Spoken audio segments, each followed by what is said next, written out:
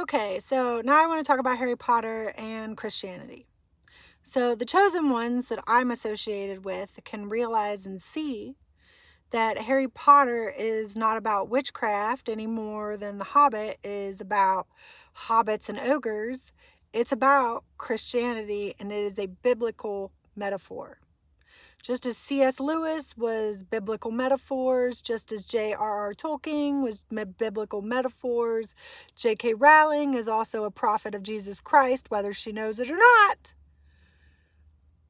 And it is a biblical metaphor. The problem is, and this is what I've identified recently and been talking about to my friend Michelle, is that when Christians say, well, that's about witchcraft, all that they're doing is pushing people to the devil's kingdom and saying, go join witchcraft, basically. Because you're basically saying something that people love is bad. And when you tell people that, you're just pushing them towards what you said is bad because they think it's good. They already know it's good. They already know that they love it. So if you're saying Christians are saying like this is witchcraft, this is bad, all you're doing is pushing people towards witchcraft. Instead, what you should be doing is educating them on all the ways that Harry Potter is a biblical metaphor. You see what I mean? And this is how we know the devil has such a stronghold over people and how uneducated people are right now. Because back in the day when people, C.S. Lewis and J.R.R. Tolkien were writing their books, we didn't say, oh, it's bad because it's got ogres and blah, blah, blah, blah. And we weren't calling that witchcraft. We were saying it's a metaphor. It's a biblical metaphor. And so we were bringing people into Christ because we told them what it was in truth. And we enlightened them into the higher perspective. Harry Potter is one of the best biblical metaphors I have ever seen.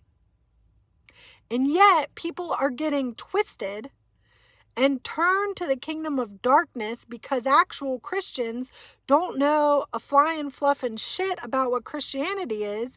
And they're saying, well, that's just turning people to witchcraft. And so in doing that action, they are the ones pushing people to the kingdom of darkness because you cannot tell kids to not love Harry Potter. Kids love Harry Potter. Adults love Harry Potter. Everybody loves Harry Potter. And in fact, many people are picking up witchcraft, divination, tarot cards, because you're not teaching them that these are not actions you should be doing. It is the actions. There is no such thing as a good witch. This shit is just in Hollywood and fairy tales for a reason. There is no good witch, bad witch. All witches serve the kingdom of darkness. And if Christians did their actual duty upon earth and taught kids that when we have these stories, fairy tales, they are not meaning to tell you to be a good witch, bad witch. What they are teaching you is a biblical metaphor that there is, in fact, a spiritual realm. Ephesians, when they say we battle not against flesh and blood, we battle in the spiritual realm, the powers and the principalities of wickedness in heavenly places. These movies are not meant to tell kids, adults, or anyone to be a good witch or a bad witch or an ogre or a hobbit or anything. It is meant to teach you that there is a battle in the spiritual realm, and there is a kingdom of righteousness and there is a kingdom of darkness. There is no good witch, bad witch. None of that bullshit exists. It is a metaphor for the real spiritual realm battle we are in. And a Christian, the only reason a Christian is not a witch, because a true Christian is able to battle things with their words and in their minds. True Christians know the battle is in the spiritual realm, which means you would have to be a seer through the mind, and you would have to know how to speak to witches, that you would cast back their spells to them, and you have to be able to know that God's word is like what witches do when they cast spells, when they try to cast spells at you. And when you cast back, greater is he who is in me than is in the world. You are essentially the good witch, but we will not call it a witch because there is no such thing as a good witch. Any witch serves the kingdom of darkness. You, as a Christian, when you cast, what you cast with your words has to be from the Bible. And it has to be greater is he who is in me than is in the world. No weapon formed against me shall prosper. The God is within her, she shall not fall. The devil does not want you to know the truth about what it means to be a good witch. If you were an actual good witch, then you would be studying the Bible as your book. And this is the greatest trickery that the devil has played on all of humanity. And it really does a disservice to Christians when they say Harry Potter is evil and it's witchcraft. Well, they didn't say that about J.R.R. Tolkien, and maybe they did at the time. I don't know. I wasn't there around it, but they didn't, now we say it's a metaphor for Christianity and that C.S. Lewis is a metaphor for Christianity. And I don't know if they would consider Philip Pullman a metaphor for Christianity, but I do, so it doesn't really matter. And all these fairy tales, the invention of the fairy tale is just to teach children about the real, actual spiritual battle of good versus evil. This is what people should be teaching their children all day, every day. I mean, I don't even really think half the time, I don't even really see the importance of teaching your kids half the shit that we teach them, the history of Daniel Boone and, all this horse shit. What you really need to be teaching them is just like in Harry Potter, the defense against the dark arts. You need to be teaching them that there is real evil in the spiritual realm. And if you don't teach them the basics, they're never going to grasp it. You're literally taking away God's favor over their life. It's why so many people who grew up in poverty never get out of it. Their kids never get out of it. It's literally in the Bible that a good man leaves a legacy of riches to his children and it will grow and grow and grow within generations. Well, that's going to start with breaking generational curses. It's going to start with repenting sins of iniquity for the last 4 generations. There's going to have to be things that are done. There's actual spiritual work that has to be woke up and done. If you come from a family of alcoholics, you're going to not want to give your kids alcohol at any age. And you're going to want to teach them the importance of not being an alcoholic. And rare is that. How many families with the sins of iniquity of alcoholism give their kids alcohol? And then when their kid dies of a DUI crash, they just act like it was I didn't see it coming. It was a great tragedy. You didn't see it coming. Are you speaking words and your brain is open today? You didn't address the sins of iniquity and educate your child on why they shouldn't be doing something. So sins of iniquity were repeated as a generational curse, and generational curses that are not addressed will continue to get worse. As they say that if we don't eradicate demons, they come back 7 times stronger. Don't tell me you didn't know. When so many people, I have heard so many people say that their parents gave them alcohol at 13, 12, heard somebody say 10, Drew Barrymore, her mom had her in the club. What was she, 8? So if we really want our kids to be blessed, we have to first teach them there is an actual battle in the spiritual realm of good versus evil. And if you're going to grasp at all how to be in that battle as a warrior of God, as one of God's heavy hitters, like Harry Potter, Ron, and Hermione are heavy hitters for God. If you're going to be a heavy hitter like Professor McGonagall or Dumbledore, if you're going to be a heavy hitter for God, then you have to know basic principles of how to fight evil. And it isn't a popularity contest or, you can't fake being a heavy hitter for God and say like, well, why isn't my life so blessed? And then you just get people that build up circles of communities that each one is like giving to each other, but they never actually get more wealthy or ahead. Does anyone ever notice that? That people that only stay within like this group circle and they think like, well, if I'm nice to you and I give to you, and if I'm nice to you and you give to me and we give amongst each other, and they think they're practicing the giving principle. No. Giving, being a cheerful giver, yes, means we give to those we like. It also means we give to those we don't agree with or like, or really, especially in God's eyes, you would give to those that in your head you're judging because you're like, well, maybe they just need to get a job, or maybe this, or maybe that, or blah, blah, blah, blah, blah, blah. God says to have mercy upon those who are in a place of vulnerability, weakness, marginalization, or some kind of oppression. It doesn't mean giving to your mother-in-law or your bestie. It means giving to the less fortunate. And when people think that they're practicing the Christian values, but they don't see the favor of God on their life, and then they resent the people that do have the favor of God on their life, and they're like, well, what do you have the favor of God for? Like, what are you doing differently than what I'm doing? You're not even that nice. Or they try to break down your character. You notice this is all in Harry Potter.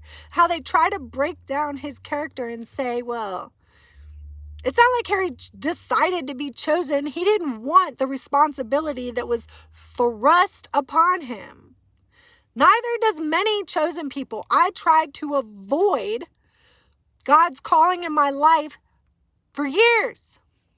I tried to avoid it because every time I tried to become more of it, I would get mocked or called self-righteous or told this or told that or told you're just one of these or you're one of those or who do you think you are? And I finally realized that God was calling me no matter what anybody said about me. God was put a responsibility upon me no matter what anybody felt about me. No matter what anybody was saying or judging about me, I knew and practiced things that I was doing that had God's favor on my life that I can 100% know that is not happening in many people's life because I can identify the favor in my life by God, and I can identify the only pretend favor some people have comes from a circle of unfavored other people. And they practice just like, well, you give to me and I give to you and we give to each other, but we never actually they don't have the favor of God. They have the favor of giving to each other, and they keep dwindling their resources. And this is happening all over earth. That people are forming groups and they think that if they're nice to the group, they're going to be favored to God because these are my group and I'm nice to this person. These people. God says to be nice to your enemy. That's how God tests your actual character. God says to give to those that you think you're judging because you think they just need to pick themselves up by their bootstraps. God says to go give to that person. That's how God judges your character. God doesn't judge your character because you gave to your best friend who you like. Think that shows very much character? Or you think that just shows that you have the maturity of a high schooler, middle schooler, and you're not very wise, and you don't really know the principles that God told you to practice? Because God told you to love your enemies. And when you give to your enemies and you help your enemies is when you are going to actually have the favor of God on your life. And when you get out here and start helping the people that people judge and say, well, just pick yourselves up by your bootstraps. God says grace is based on not merit, but God. And in order to have more grace on your life, you need to be like the heart of God. And the heart of God is the poor. God is not on the side of the rich any day, any week, or time. God tells you to not store up earthly possessions. God is on the side of the poor. And God is testing your character by what you treat people who you don't like and who you don't think deserve the blessing of God. God is judging you by how you treat those people.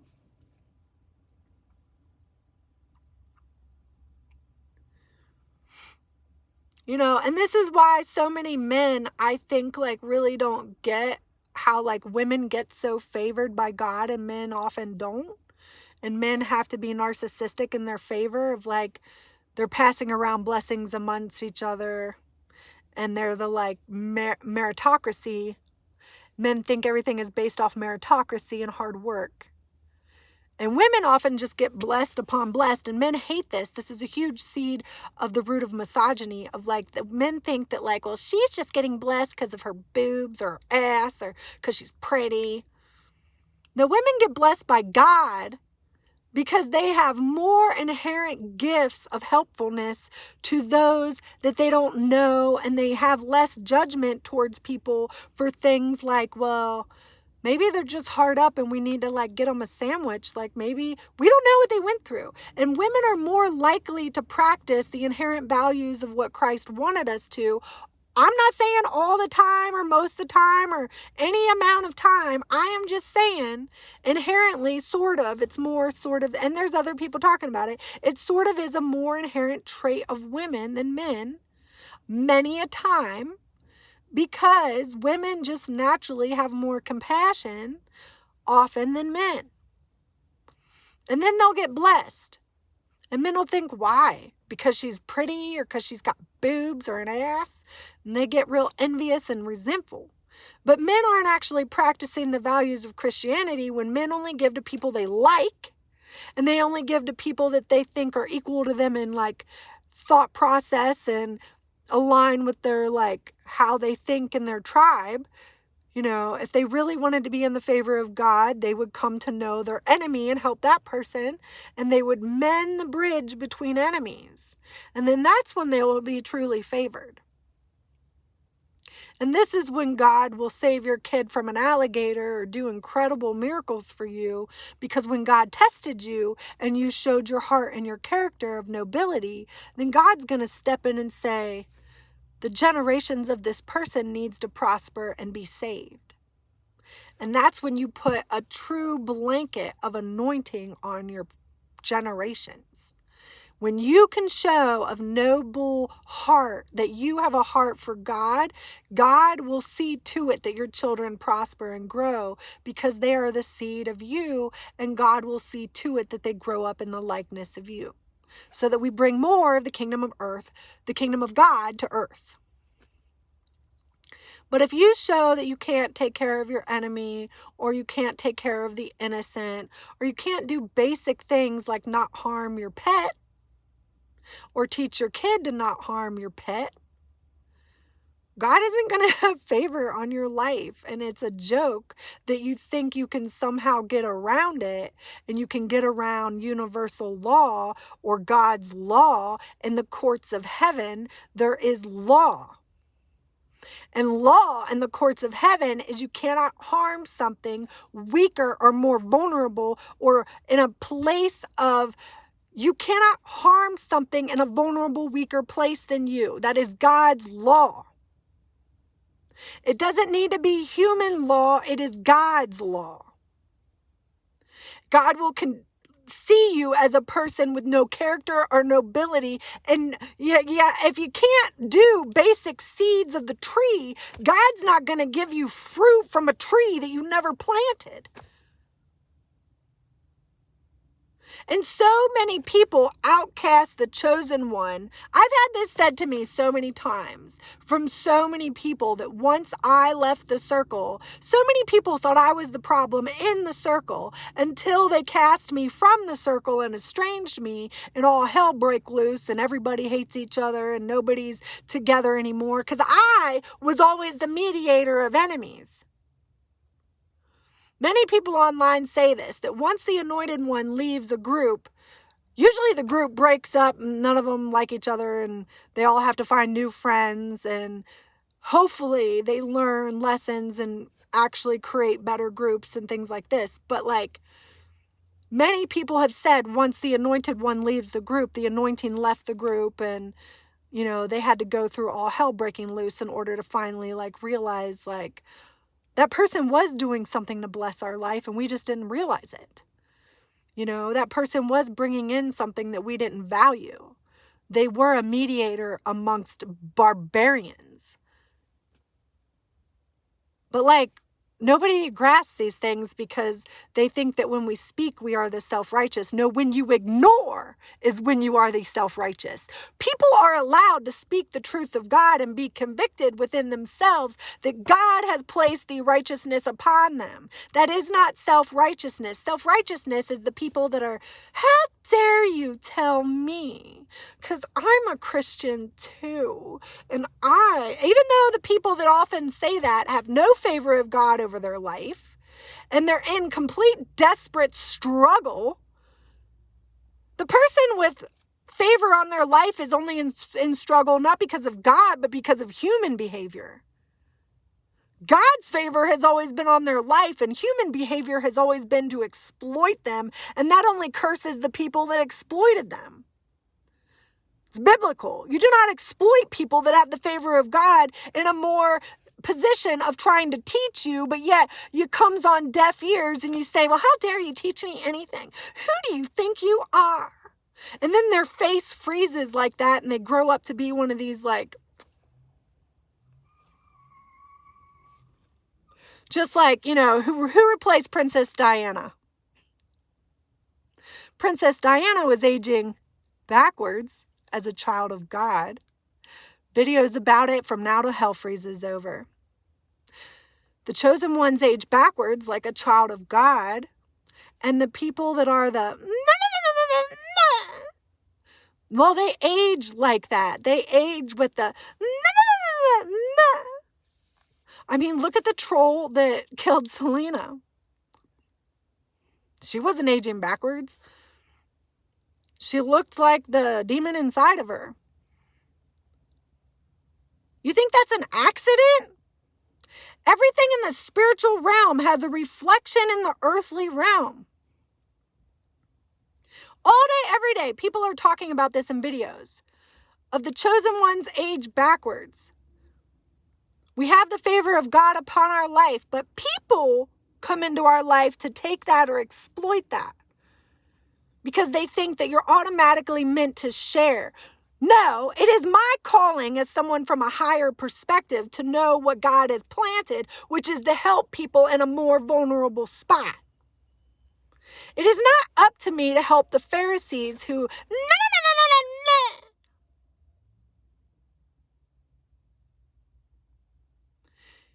If people actually want to bring the blessings and favor of God on their communities, their family, their children, and their country, they will start to grasp that Christianity is real. Jesus Christ is real. And when you take up the cross of Jesus Christ and are called to be an actual Christian, that demands that you have job responsibilities, or you might as well just do basic bitch shit, work at the soup kitchen or sweep up the parking lot and just serve your community in ways that you can grasp.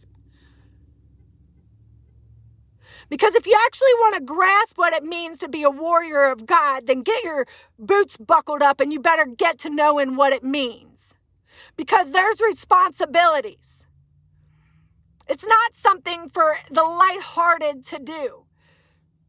God says he would rather have a cold Christian than a lukewarm one. You better buckle up, Buttercup, because if you're a real Christian, the afflictions are many against the righteous. Because their righteousness comes not from self, it comes from God. And the self-righteous are the people that come up against them and say, well, how dare you tell me? And they're a Pharisee. And there's a reason they have no favor of God on their life.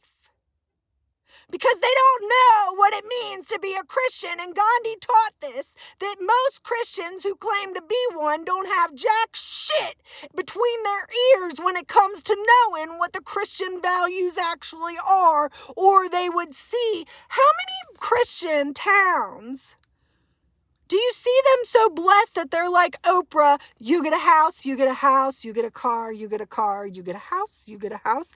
If you were actually favored by God and the blessings of God were upon you, things would be flowing like a river. When the favor of God is lifted, and you see how many Christian neighborhoods, the houses are decrepit, falling down, haven't been painted or repainted. And they excuse the lack of favor of God on their life with, well, we're not supposed to build up an earthly kingdom, so I'm supposed to live in dilapidation. And they excuse the fact that they don't understand Christian values for the fact that they live in garbage. And then they say the people that actually shine like the golden favor of God on their life are the Pharisee. No. I know the favor of God on my life. Thank you very much. And I know when I see the favor of God not on someone's life when they live in complete dilapidation and ruin like our country is coming to. Because if you actually want to have the favor of God, then you've got work to do, sweetheart. It is a responsibility. When you wake up and have a job, it's got responsibilities. The careless Christian isn't just allowed to like floof-a-doof-a-doof and be real lazy about it. You know, when God said the Pharisees were just pretending to be a way, but they actually weren't that type of way. Well, I mean, like, how many people are doing that, though? And their lives aren't blessed and flourishing like a tree with fruit because the seed was never planted. And if seeds are never planted, then the righteousness never bears fruit because God's righteousness is like a tree. We have to call upon it and be filled with it. And it starts with the basic seed of helping your enemy, helping those who are vulnerable, helping those who you have to have mercy upon and not judge, and not see the guy on the street corner as someone will just get a job already. You don't know what those people have been through. God's heart is with the poor, the oppressed, the downtrodden, the brokenhearted, the meek, the people that you are. The voice is supposed to be for the voiceless. God is a voice for the voiceless. God is not on the people's side who is like, just get rich like us. We're so blessed. We're so blessed. Look at me and my Lexus. Those people aren't Christian. They're satanic. They do not have the blessing of God. They have the blessing of Satan's kingdom of darkness. They are not teaching Christianity. They do not even know what Christianity is. And if they did, they certainly wouldn't say, we're so blessed, we're so blessed, we're so blessed. You're not blessed if you're in the music industry and you're one of the main streamers, guaranteed. You are favored by the kingdom of darkness so that you can spread more darkness, but you're not favored by Jesus Christ, and you're not building up your spiritual kingdom in the Jesus of Christ. So it's blasphemy to say that you are, and it's blasphemy for anybody to believe that you are. Because both Jesus Christ and both Satan can bless, not bless, but give. I should say the word give. Material wealth. Both can give. And say you work for you want to have a lingerie store, like I said in my last video. You want to have a lingerie store. You think that God, the kingdom of righteousness, is going to uplift you and give you wealth? Or you think the kingdom of the devil is going to uplift you and give you wealth? Not a trick question. Answer it real quick. Why do we see that most in the music industry are given so much wealth and fame if they are bad? And then all the people that are the really good people are under the radar and you have to seek them out. And I'm not saying that those people like a Norah Jones or Andrea Bocelli or an Amy Grant, I mean, they get risen to wealth too, but they just aren't mainstream. And they're under the radar because they're of the kingdom of God. So God keeps them hidden and protected. This battle that we face is not of flesh and blood. It's in the spiritual realm, and we fight principalities and powers in the heavenly realm of wickedness.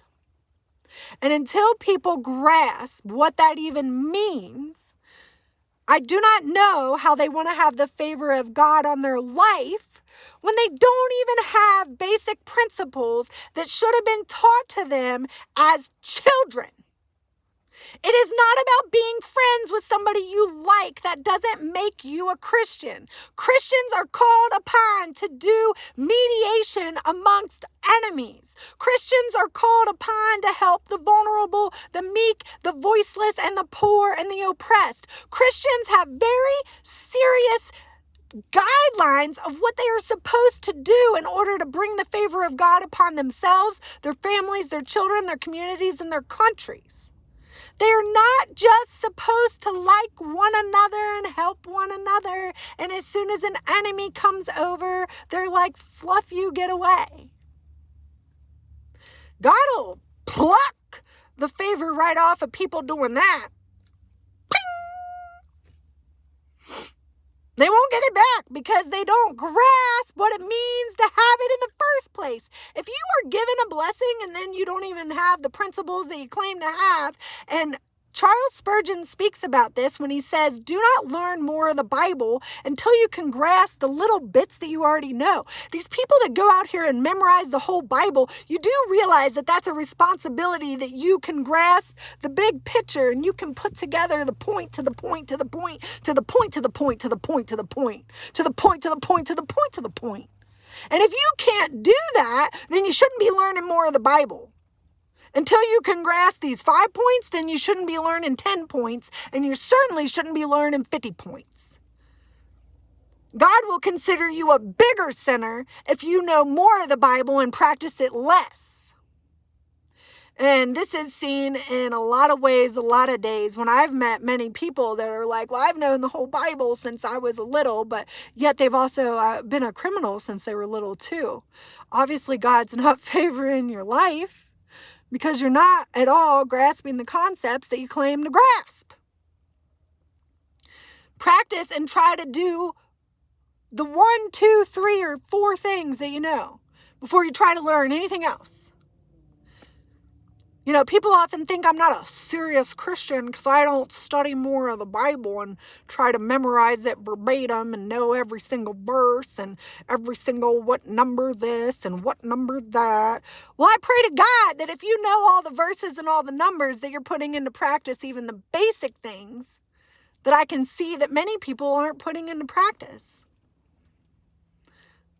So it's a little bit audacious to say, well, I know all the Bible, so I'm obviously more of a Christian than you because I can come back at your so-called self-righteousness and say, well, God forgives everybody and everybody blah, blah, blah, blah, blah, blah, blah, blah, blah, blah. I mean, maybe. If that's a gamble you want to take with the God that you say that you serve, that everybody is forgiven and that all is forgiven, when God told you to do basic bitch shit, like do not harm the innocent, marginalized, or poor, and try to be a mender of enemies and not form groups and say, well, he's not a Christian, so I won't sit down at that Native American lady at the bar. I said that in my last video of like, I sat down next to a Native American lady at a bar, genuinely just wanted to talk to her, shoot the shit, hey, what's going on? And like, I didn't realize, like, you know, at the time of how much hatred and hate crimes happened to Native Americans. At the time, I didn't realize. So I was just like, it's just normal to me to like be friends with anyone of any walks of life. And she got up and gave me her coat.